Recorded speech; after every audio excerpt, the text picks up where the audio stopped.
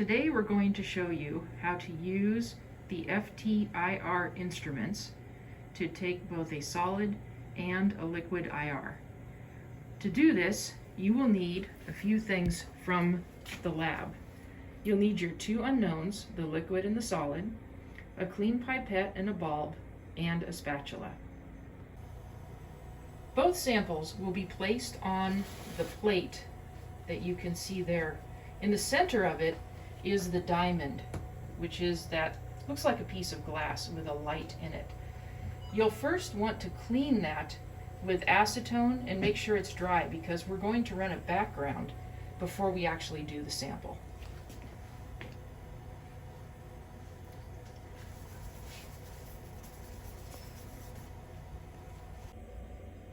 Now it's time to run a background. First you need to open the program. It's called Omnic, and it's an icon on the screen, so you just double-click it. The program opens, and a window shows up. You want to make sure that it's set for the Smart ITX Diamond, since we're doing the spectrum on a diamond. So just click OK.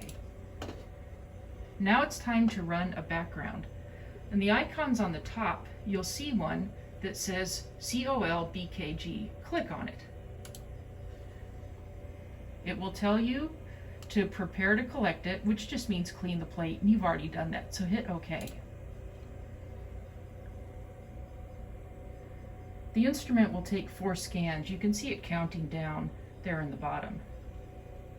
And that is a lovely IR of air. A window pops up asking if you want to save it to the screen or to the window. Say no, otherwise you're going to be looking at it.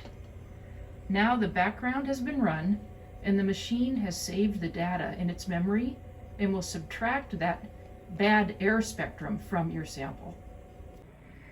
First we're going to run a solid IR. So you'll take your solid sample and you're going to want to cover the diamond with some of the solid. You don't need too much, just enough to cover it. So to give you an idea, it looks like that. Now, we have to flatten the solid down to form a thin layer or a wafer over the diamond. So you're going to rotate the pressure tower till it clicks, and then turn the black knob, which lowers the pressure tower and presses the solid against the diamond. You'll keep turning until you hear it click. Once it's clicked, you're ready to go. So now you come over to the computer, and again along the top, right next to the icon for the background, is Collect Sample. Go ahead and hit it. A window pops up. You can change the label of your sample if you want to, or don't bother, hit OK.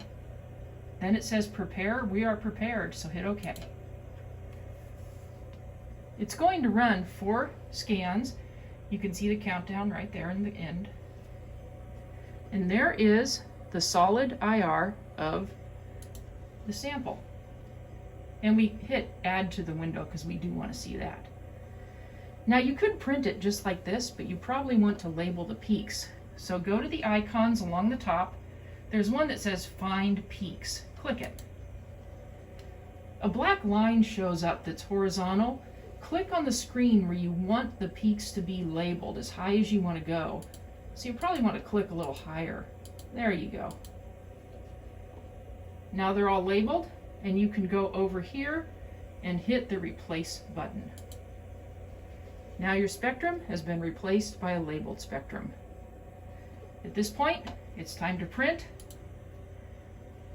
Come down, hit Print, and if you were in the building, it prints in the hallway. We'll hit Cancel since it's turned off.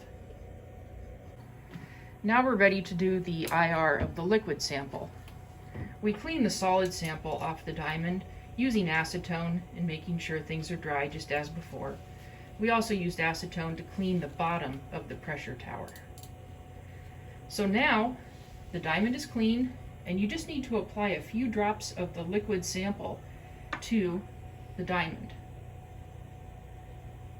Since the liquids tend to evaporate, we're going to cover it with a lid to slow evaporation down. Then you come over here to collect sample.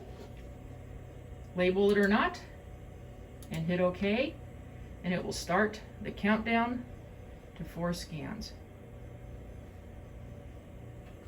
And there is the IR of your liquid sample. We'll do the same thing as before, where we'll label the peaks. You get that black line, click higher up the screen, looks good, hit replace, and there's your spectrum, and at this point you would go ahead and print. Then to clean off the liquid sample, you just lift the lid and wipe the liquid off the diamond and clean it with some acetone, and you're all done.